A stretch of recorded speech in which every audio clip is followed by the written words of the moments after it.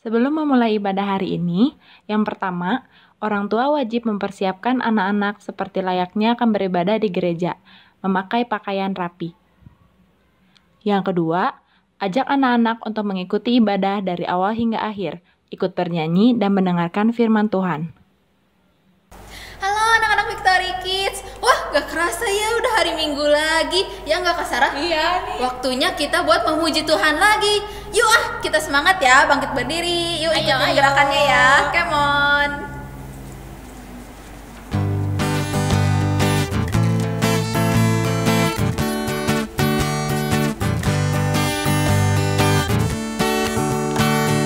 Tanganku kerja buat Tuhan, mulutku memuji namanya, kakiku berjalan cari jiwa upahku besar di surga. Tanganku kerja buat Tuhan, mulutku memuji namanya, kakiku berjalan cari jiwa upahku besar di surga. Tanganku kerja buat Tuhan, mulutku memuji namanya, kakiku berjalan cari jiwa upahku besar di surga. Amin, upah kita besar di surga ya. Amin. Yuk lagu berikutnya ya, kita mau nyanyiin di kepak-kepakan sayapnya. Oh, iya. Come on. Oh iya.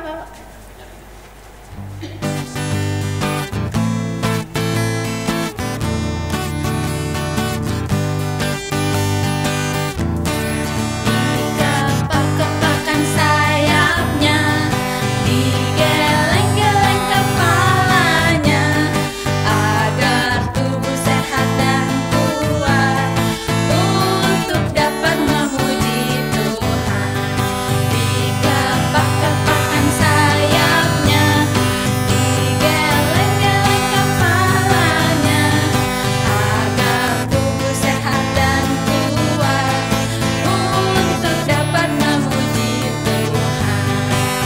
Goyang kiri, goyang kanan, putar ke kiri, putar ke kanan. Goyang kiri, goyang kanan, putar ke kiri, putar ke kanan. Goyang kiri, goyang kanan, putar ke kiri, putar ke kanan. Goyang kiri, goyang kanan, putar ke kiri, putar ke kanan. Putar ke kiri, putar ke kanan. Putar ke kiri, putar ke kanan. Shalom, selamat pagi adik-adik. Apa kabar semuanya? Sungguh amat baik ya. Nah, hari ini, hari Minggu ini, kita mau mulai sekolah Minggu. Sebelum itu kita berdoa dulu yuk. Bapa dalam sorga, terima kasih Bapak buat pagi ini. Terima kasih karena kami masih boleh sekolah Minggu Bapak, walaupun kami sekolah Minggu online. Kiranya Engkau yang berhadirat, Engkau yang bantu kami, biarlah apapun yang kami dengar hari ini makin bertumbuh dalam hati kami. Terima kasih Bapak, Engkau yang jamah hati kami di dalam nama Tuhan Yesus. Kami telah berdoa mengucap syukur. Haleluya. Amin. Pagi adik-adik. Adik-adik, hari ini kita akan dengar cerita tentang Allah mengutus juru selamat. Gimana loh ceritanya? Nah, hari ini kita akan dengar gimana Allah Bapa sangat mengasihi kita sebagai manusia, sebagai anak-anaknya Allah. Yuk kita dengerin. Nah, waktu itu kalian masih ingat kan waktu Adam dan Hawa jatuh dalam dosa? Nah, Adam dan Hawa jatuh dalam dosa dan bikin hati Allah sedih. Gimana coba jatuh dalam dosanya? Nah, waktu itu Adam dan Hawa makan buah-buahan yang dilarang sama Tuhan buat dimakan.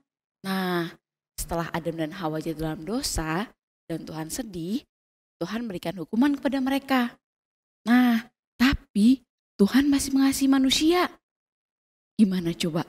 Nah, Tuhan masih mengasihi manusia waktu itu kita bisa lihat dengan dua cara. Jadi waktu itu Adam dan Hawa dikasih pakaian sama Tuhan biar mereka nggak telanjang. Nah, Adam dan Hawa dikasih pakaian dari kulit binatang. Nah, itu bukti pertama. Terus bukti kedua, setelah Adam dan Hawa dihukum, Adam dan Hawa dijanjikan juru selamat sama Allah Bapa.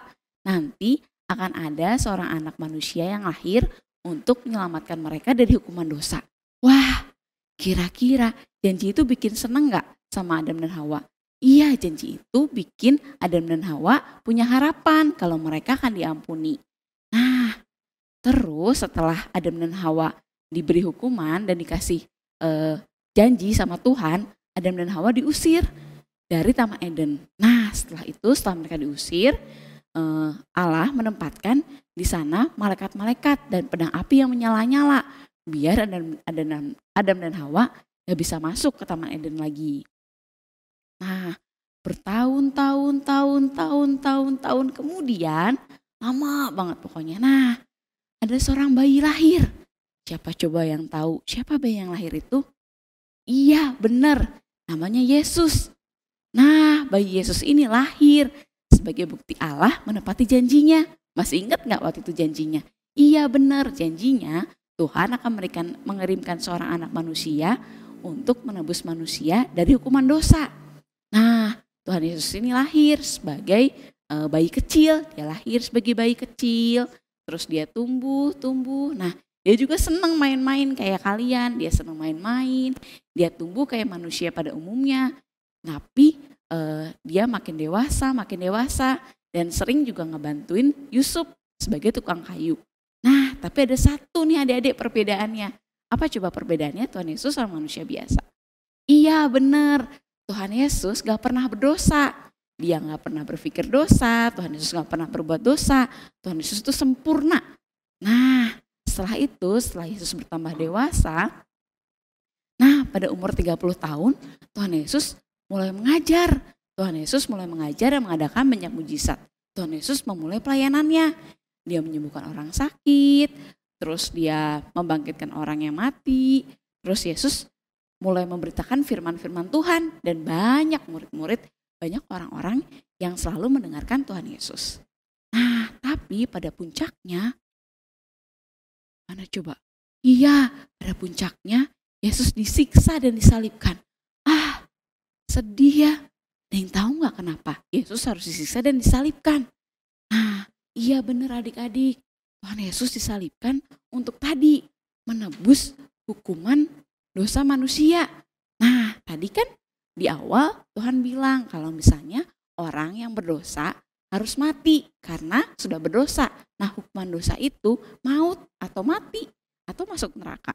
Tapi Tuhan Yesus menggantikan kita yang harusnya dihukum. Jadi Tuhan Yesus harus disiksa dan disalibkan. Lalu Tuhan Yesus disalibkan untuk menebus kita dari hukuman dosa. Dan setelah Tuhan Yesus disalibkan, Tuhan Yesus meninggal. Tuhan Yesus mati dan bangkit pada hari yang ketiga dan naik ke sorga.